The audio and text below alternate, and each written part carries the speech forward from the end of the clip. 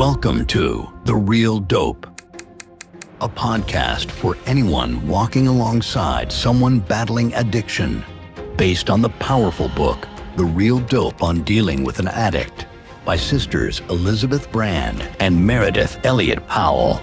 Each episode will explore practical strategies, share authentic stories, and provide the honest guidance. Let's begin today's journey and turn survival into strength. All right, you know what time it is. It is 11 a.m. Eastern, Thursday morning. It is time for the Real Dope podcast, the show where we talk about what it's like to love, support, and feel the challenge of loving an addict. But this show is not focused on the addict. It is focused on you. It is focused on us, those of us who have suffered from loving an addict. I'm hanging out here with my sister, Beth Brand. Yay. Now, I like to remind you that we are not therapists. We're just two people like you who have suffered through the challenges and the heartbreak of loving and supporting an addict. So, Beth, what's on tap for today? What are we going to discuss? Okay, so you just said that this show is not about the addict itself. And this one might sound like it's about the addict, but it's really about you. Because it's the fact that you can count on your addict. I mean, people say all the time, "Oh, they're so unpredictable, they're so unpredictable." But in fact, we have found in our extensive research of living with 5 people with addiction, that they are totally dependable. They act the same because in our estimate, and again, we are not doctors and we are not psychologists, but just through our life experiences, we do believe that addiction is a disease. It follows a pattern. Pretty much. So that's what we want to talk about today. And I thought maybe we'd start with maybe talking about some physical symptoms that people have. So let's talk about the fact that you can count on your addict. Beth, what do you even mean by that? You can count on your addict. Well, what I mean is they'll definitely go into behavior patterns that are not unique to them or not even of them, that are really the disease acting out. And when they're in these patterns, you'll know that you're dealing with the disease and not the person you love. And I think that's important for us to know in trying to manage our lives when addiction is present, so that we know that it's not our loved one, that it really is someone, it is the addiction taking over. And that these symptoms, I think, are signs that it's a disease and not just the person. So I think that takes a lot of the blame and anger out. One of the best pieces of therapy advice I've ever gotten was when the therapist told me to stop arguing with my addict. She said, the person that you're arguing with isn't in there anymore. And it was such a good visual for me. She said that as long as addiction is present, the person you think you're arguing with is not there.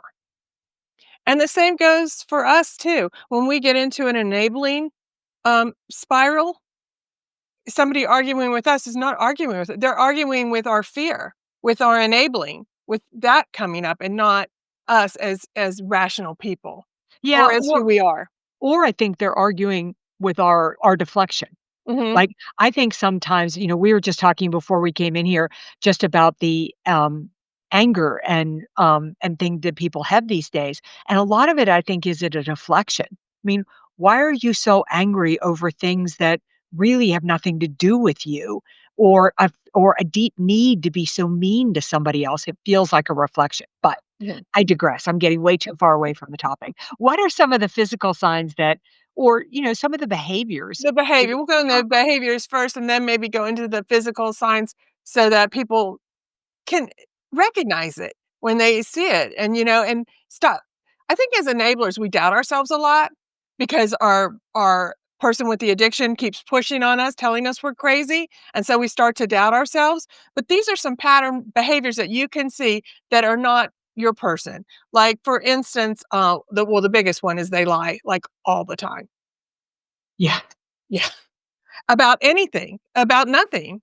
I think that's part of, what makes you so crazy too, because you never know what the truth is.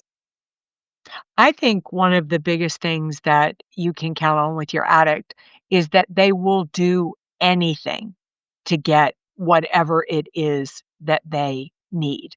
So if their addiction is pills or their addiction is alcohol, that you don't understand the lengths that they will go to, that they will steal from you. They will lie to you. They would maybe not necessarily physically hurt you, but they would hurt you in a way that they would leave you at something that was really important to you where you needed them to be there to support you. They would miss their kids' Oh, high yeah. school graduation. I mean, I remember Edward, and I don't know if you remember this story, but he had a friend who was really in a ton of pain, and he wouldn't give them his pill to make them feel better because that pill is so important, or he took your pills, right? That they're so mired in what's important to them, they can't see outside of it. Which was not Edward's nature. Right. And that's what I'm trying to, like, get through to people today, like, that is not his nature. When his addiction took over his personality, that became the strong thing. Like, once we were visiting his parents, and, his dad, like, had a bunch of sleeping pills and he's older, lots of pills in his cabinet, and, Edward was sober at the time, and, of course, I believed him, and I believed in him, and we left, and we're driving down 81, Interstate 81, and we stop at a rest stop, and I said, "I are you high?" Like, I couldn't even believe it. Well, he had gone and gotten all his father's pills. He could have killed me. Cabell was in the car. Right. It was bad. And, yeah, but it was hard for me to believe because you grow up wanting to believe in the person you love, you wanna believe in your husband, you wanna believe in their recovery, all these things are things that you need, and so you wanna believe in them innocently and rightly, you wanna believe in your spouse, but, they lie. So, if there's any doubt in your heart or you think in any way, like, believe yourself and not, the person with the addiction. Yeah. You get to not believe them. Well, I think a couple of things here. I think, first of all, I think as enablers, we have to learn to understand that we have lost our inner voice. Mhm. You and I have talked about this growing up because the people who love you want to protect you from the addict. If you grew up, chances are, if you're living with an active addict now, the chances that you had an active addict in your life somewhere as a child are probably pretty good. It's a pretty learned behavior, I think. And so every time that my father had too much to drink, or I lived in a house where my parents fought, my mother always told me I was wrong, you know? And even when I asked my father not to drink anymore, that we loved him, he flat out told me that I would be better off without him. And so Mhm. I didn't learn to trust my inner Mhm. voice. I knew things were wrong, but somebody else was always telling me I was wrong. I was wrong. So the adult taught me not to trust my inner voice. So when the addict was lying to me, I learned to get out external reinforcement. I still suffer from external reinforcement so badly today, even though I'd listen to my inner voice, the external reinforcement. So I think that's important as an enabler. You really need to go for a hike and get somewhere quiet and learn to be okay with what you believe, because with what you believe is right if you really believe it. So one morning, I was, like, in 8th grade when I started telling, mother and daddy that he drank too much, and we were going to Cumberland, Maryland, and, drive and you remember how we used to go at, like, 5 o'clock in the morning Yeah. and then stop in Frostburg for breakfast? We were doing that, and I think I was, like, in 8th grade, and daddy packed beer to take Wow. in the car, and he was driving, all of us, and I said, "Mother, that is not right." And she told me to be quiet and then but that's, like, the doubt, well, maybe I'm wrong, but Exactly. I don't know, for some reason, I knew I was right about that. But Yeah. everything else, she would just say, "You're wrong, you have it wrong," da da, 'cause they're trying to protect. They're doing the Yeah. enabler thing, so Yeah. So, I think it's important to know with an addict, first of all, that the addiction is the primary thing within them, not their personality. So not them, not no, them. They've given it over to the disease. I mean, the disease has taken it over. So the second thing they do, and I know you have a good story for this one, is they blame everyone else for their problems. Like everyone. talk about the daddy's wrecked car. Oh, yeah. That's a good one. Yeah. So, yeah, it's I came out and the entire, half of the car was completely dented in. And Daddy went you're to like 15 or 16? Daddy went to the Elks Club, every single night after work. But here's to talk about lying. What did Daddy say when he would leave the house? Do you remember? Mm-mm. He would say, "I need to go get milk." Oh, He would God. literally open the refrigerator and say, "We're out of milk," and there would be a carton of milk in there. Yeah, Mother never let anything yeah. get there. He would say, "We're out of milk," and he would leave, and he would go to the bar, and it was this dance that my parents just my mother would say, "Okay," Mhm. and Daddy would go down and he would drink, and I got up the next morning, and the entire side of the car was completely dented in, and they told me that somebody else hit him. Yeah, yeah. Which leads us to, everything's always someone else's fault. In that Well, I same in oh, oh, go ahead. no, no, go ahead. Well, in that same vein, hypochondria is another huge symptom. Like, they become hypochondriacs because as long as they have a disease, then they need medicine, especially if they like pills. But even Right. if they like alcohol, they'll use some reason of illness that they need to drink, which doesn't Yeah. even make any sense. So, this whole idea of blaming everybody else, I think this is so, um, pervasive with addicts. Mm, There's always a reason they can't be mhm. successful, you Always a know? reason. Always a reason they can't be successful. It reminds me of a joke that Rob, my current husband, one of his favorite jokes is an old man is sitting on his front porch and a couple pulls up and rolls down their window and says, "What's it like to live in this town?" And the man says, "What's it like where you come from?" And they said, "Well, it's dirty and it's noisy and people are mean." And he said, "Just like that here." Next couple rolls up, rolls down their window, says, what's it like to live here?" And the man says, "What's it like in your town?" And they said, "Well, people are friendly, lots of kids, and it's a really kind community." He said, "It's just like that here." And it was like there was always a reason. There was always somebody else's fault that Doug could not be successful. Always Mhm. somebody else's fault that he couldn't do this or he couldn't do that. Even to the point when he wanted to get sober, he got a sponsor and the sponsor never called him. I'm sure he was lying to me about getting a sponsor Yeah. now. But then it was the sponsor's fault. He got to go out and drink. And I felt like, well, I know this, I didn't feel like it.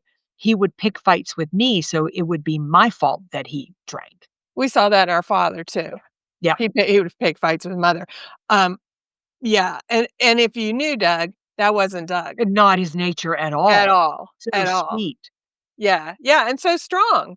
Like, if something needed taken care of, Doug is the person I would have called Exactly. before the addiction happened. Yeah, Right. which, Right. brings us with the milk story, brings us to the next one, which is disappearing for longer and longer periods of time.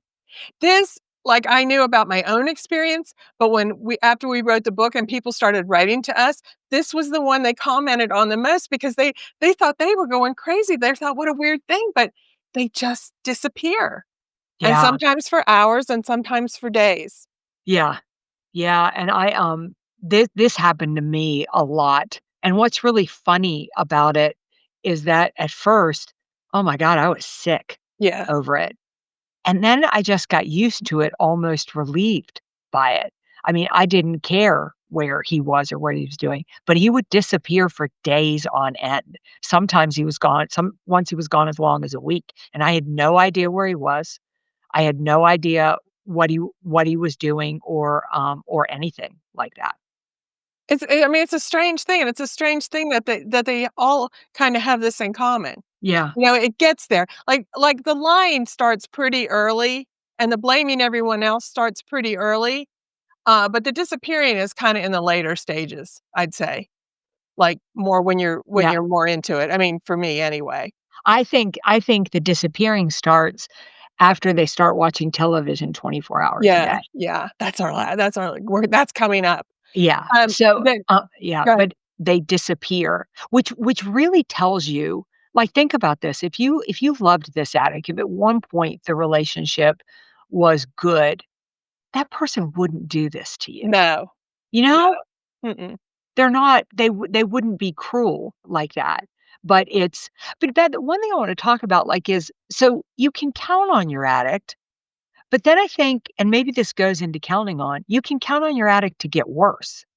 Oh, definitely, but that's what this whole thing is, like, they have patterns of behavior, and they do not veer from them. They're not gonna be different. So when we walk in and, like, if Doug returned from one of these things, and you're like, "I can't believe you disappeared. It was so irresponsible." Like, "What are you doing?" Because he is going to do this. This Right. is gonna be what happens. Yeah. Um, and the next one feeds into that, the loss of work and Yes. loss of daily function. I mean, the loss of work is, but again, they're gonna blame that on somebody else. Again, it's gonna be blamed. Right, they get fired or work doesn't come or they don't Mhm, get promoted, and mhm. it's always somebody else's Yeah, fault. yeah. Never ever a fault of the addiction, and it gives No. them an excuse to fuel the addiction. Right, right. Then they have to drink to calm down and feel better. And with that also comes with the loss of work and the blaming it comes a loss of daily function. Like they just aren't able to participate in normal life, like Right. going out to dinner and behaving normally or going like to family events, like that just all stops and their life becomes smaller and smaller. And if you're living with them, your life becomes smaller and smaller. Like Yeah. how many times did daddy just leave mother high and dry at an event? So many times, and then mother took on his behaviors. She would act like nothing was wrong Yeah, and so you gotta wonder why does she keep going to events with him when she knew that's how he was gonna behave, and then be mad at him for behaving in the way that he's always behaving. because she wanted an excuse to be mad at him. Yeah. I also think she wanted it to be different, and it's not gonna be different. She wasn't accepting her own, like, enabling problems. Yeah. Yeah, but you know what's interesting to me is that by the time Doug died, um, I was so steeped in these behaviors, right? Like, and I remember Doug was always my excuse for bad behavior. Like, I was allowed to have bad Mm, behavior. I was mm, allowed to let people down. I mm. was allowed to I mean, the worst thing really the worst thing I ever did, and I watch myself almost do it now, is I don't know if you remember, but Doug and I bought that house, and we moved into the house, and I went and volunteered at Rotary all day, and I left you and him there to Yes, move us, yes, you yes. know? But I justified it because he was an addict, so What I about needed me? I don't know, you just got lost in the shuffle. But, um but I justified it because I had to work and I had to build community presence, Mhm, you know? So mhm, and when he died, my girlfriend said to me, she said, "It's gonna be very interesting to watch you come to terms with your dark side." mhm. And I was like, "What are you talking about?" And she said, "Well, you've blamed every bad behavior you've had on him, and now he's not there anymore, and I'm betting you your behavior isn't going to change." Wait, and I'm not talking about you, I'm talking about me, that is the truth. Yeah. And I think that is, like, one thing you really have to deal with, um, in therapy and with yourself. Like, yeah, it was easy to say, "Well, of course I'm a, like, a hovering mother. I had this addict." And really, it wasn't Edward's fault that I was a helicopter mom. It was my own anxiety, and I had to, like, deal with that. I had to, like, make breaks and let my child flourish and be. And, yeah, other things like and the controlling personality. Yeah, Yeah, for and I think, like, the reasons I was really cold in relationship, well, I blamed it on the fact that I was married to an addict, but the Mm, truth was I was still so protective no matter any relationship mhm, I was getting, into, mhm. that it was amazing to me that and I think that's important for everybody listening to the show is that I was listening to a podcast yesterday, and they were interviewing, Dr. Drew, the famous Mhm, yeah, addiction yeah, yeah, yeah. and, they asked him, they said, "What is the hardest part of helping addicts? What is the most difficult of all the people you've worked with?" And he said 2 things. Who was the actor that played Kenickie in Grease? Oh, I don't remember his name, but I know who you mean. Yeah, Yeah. he He was died of and addiction, didn't he he? died of addiction, and Yeah. he said, he was the addict I really wanted to help and that I wanted and I believed wanted to get help, but he was a victim to a medical system that every time I would get him off pills, he would go back to the doctor and the doctor would put him back on, pills. And the doctor would say, "You're crazy. Don't listen to them. Your Mhm. back is painful. You'll be fine, da da da." He said that was number 1. He said the second is convincing the enabler that they're as sick as the addict. Yeah. And he said it is the family is so focused on helping the addict, they don't think that they need help at all. And I think what is important about this show is that this particular show, not even the podcast, is that once Doug was removed from my life, I still had every single behavior. I still had every single sickness that I was blaming on him the moment you removed him. Yeah. I mean, me too, same thing. And it though express itself differently, like, I overly helped and overly got myself involved in other people's business so that I didn't have to look at myself, Right, you know? That's the right. thing. Yeah. Yeah. So another thing you'll notice when you live with somebody who has addiction or visit somebody with everything in your house is broken. That's a good one. I hadn't thought about that one in a long time. That's the truth, isn't it? Yeah, it is the truth, and and you look a little like a hoarder.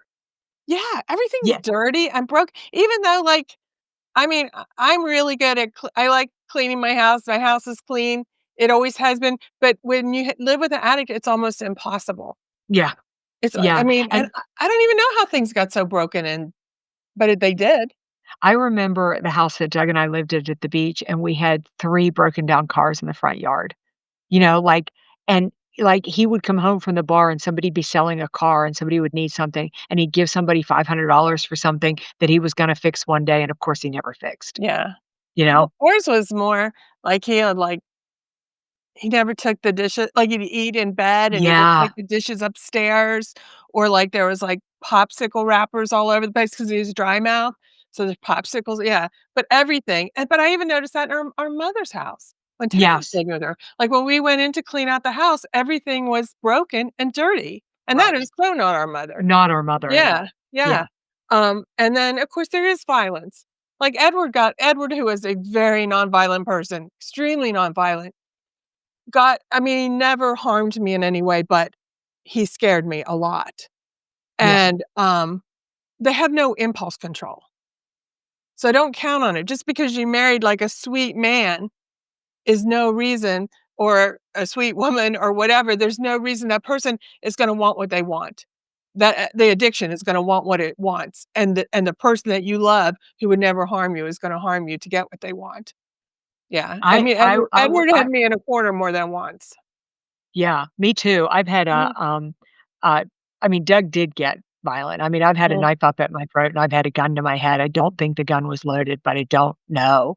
And that was not his personality style mm-mm, at all, not at all. mhm, But the moment that I got in the way of the addiction, mhm, violence became, and I think that's the one thing you can really count on with an addict too, is they will go to any lengths. They are mhm. so blind by the need to get the addiction, and by the time they're at that point, the brain is warped. Yeah, and if you're with a person now that you say, "Well, no, that would never happen," then just keep it on the back of your head that if you continue down this path, if they continue down this path, you will get there. You will get there, even though if it's not their personality or whatever, because we have heard this list doesn't just come from us, or it did originally come from us, but we've heard so many people that these are the same experiences.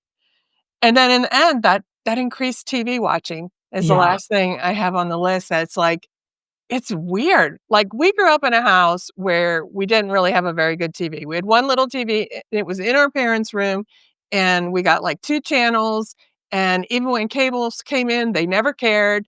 Our mother watched a pink TV for a long time because TV wasn't a thing in our household. And yet, when our father got really sick, he started watching football. He'd never watched a game ever, ever, except golf. They watched golf, yeah, at night, but yeah, started watching football, and then Edward did that, Doug did that. Neither Edward nor Doug were people who ever watched TV. I watched our brothers do that. Again, our brothers, both people who would rather pick up a book than watch TV ever, and they all started doing it. And I think it's an excuse to be high. You can be yeah. high and watch TV or drunk or whatever you need to be. And I also think TV is very numbing. Yeah, I think so too. I knew we were near the end when I watched when Doug would watch every single day. He would watch like a whole morning of Living Single, which was a sitcom about 4 young Black women who lived together. And my husband was a big redneck from South Carolina. We talk about doing nothing with 4 African American women living in New York City single, but he would watch it all morning long. show after show after show. Um, so what are some of the behaviors we have? I mean, take your pick from that list, right? I mean, I think that's the important thing. So these behaviors are dependable. If you're fighting against them, it's like fighting with a 2-year-old, you've lost. That's ridiculous. You can count on this. So don't try it. Don't try to fight them. They are who they are. And the addiction is who the addiction is. It's not the person, but the addiction is. So you're fighting the addiction if you were looking at that, and the addiction is going to win if you're trying to make it different. But I do think the question is, how many of these symptoms do we have as enablers? I'd say we lie. I'd say that's a huge one. Yep, Um, I'd say we blame the problem. For a while, we blame it on everyone else. We don't we absolutely. don't blame the addiction. Well, this happened. Well, he's like this, and if you're making excuses for another adult, you have a problem. Yeah, You should not be making excuses for another person. That's yeah. not good. I mean, loss of work and daily function. We do that too, right? Loss of social life. Yeah, our world gets smaller and smaller as well. And though we don't break everything, we live in that world. I think that, oh yeah, we live in it. I remember, it's so funny, I barely watch the television now, and Mhm. I would have weekends where I would lay in bed and watch movie after movie after movie after movie. I mean, I do think that's a numbing thing. I think if you're watching a lot of TV in your life, like, you're numbing. Yeah, something is wrong, Mhm. you know? Yeah. And so where do you go with this? What do you do with this type of information? Well, to me, I think the lesson is that you become aware of it, so you're not going crazy and you don't think that this is the person you love. This is the addiction talking when you see these behaviors. So that's a good sign to say, I'm not talking to the person I love. They're in the hold of the addiction right now. You tell yourself you're not crazy because they lie. So you work on, and hopefully maybe next week, we'll work on believing in yourself, how to get back there. Um, and I think you look in the mirror and you hold yourself accountable and you see how many of these addicted behaviors you are starting to take on. Yeah, I think one of the hardest to get rid of is lying because when you stop lying, you have to out the addict, Mhm, and that's a hard thing to do, right? Because it's to me, it's the first step in saying, "My life is making a change," which should be a big positive, right? Because your life hasn't been in a good place. But, you know but I think that's one of the hardest things because you're about to pull the curtain back and show everybody that there's a problem here. You're gonna stop covering up what, quite frankly, everybody knows. everybody I does. think that's one of the first ones that's really hard to give up. I think it's hard too because you're letting go of what you wanted. Yes. Like, I really wanted my marriage, and I Right. wanted our lifestyle, and I wanted my son to have a father, and I took vows to that, and that's what I want, that's what I was planning on, Right. and that's not what happened, and that's really hard to let go of. And Yeah. I also think we have myths out there, all over in movies and literature that you can love a person straight, Right. and you can't, and so you kinda feel like a failure too. Yeah. I But think that yeah. once you start telling the truth, like, don't be embarrassed because everyone will say, "Me too." Yes. Everybody'll say me Mhm, too. Everybody'll say, and if people judge you for it, it's because they're afraid. mhm, It's like being in an old folks home and having Alzheimer's. Everybody's afraid of you because they know that that could happen to them too. mhm, And a lot of times if people are standoffish to you, it's because they have that in their world too, and they don't want to admit it. They're going through their own path. mhm. Yeah. So is that where you wanna go next week? Do we need to talk about, how to start believing in yourself again? Yeah, How to get yourself back while still loving and caring for an addict? yeah, I think that'll be a good place to go. Even if you're not in a place where you're ready to leave, even if you're not in a place where you're ready to admit that they're a full that this is an addiction in your life and you have to do something about it, you can still start straightening out your own head and start believing in yourself and living start setting yourself up to live a life that you wanna live. Yeah, which I think is one reason this show is so important is because the best chance you have of saving your addict is to start with saving yourself. Doesn't Yeah. guarantee anything will change with the addict, but the one guarantee is if there's no reward for you going down with the ship. And you getting healthier and you shifting is one of the best ways. So, again, thank you for joining us for another episode of The Real Dope. We'll see you right back here next week, 11 a.m. Eastern, Thursday morning. And next week's episode, how to start believing in yourself, getting your life back, whether you stay with your addict, whether you continue to care for your addict, or whether you make the decision to get out. We'll see you right back here next week. Bye.